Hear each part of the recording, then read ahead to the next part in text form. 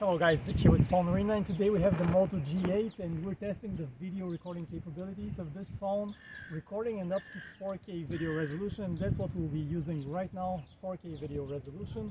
Let's move the phone a little bit up and down to see how it adjusts to the brighter skies and then to the darker areas, the shadows in the image. Should be able to adjust the exposure so you get a nice balanced picture in either case. And next up we'll also zoom all the way in. So this is the kind of quality you can expect when zooming all the way in. That's the maximum zoom level. Then let's switch to the main camera, zoom into the main camera. Next up we'll also test the continuous autofocus feature. So I'll step out of the frame, should be able to switch back to me, and let's see if you can switch the focus to the background right now. And back to me. And you should also be able to hear the sound recording quality from this phone, which is also an interesting test.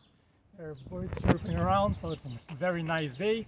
And that about wraps up our test of the video camera on the Moto G8. Let me know what you think about it in the comments below, and I'll see you in the next one.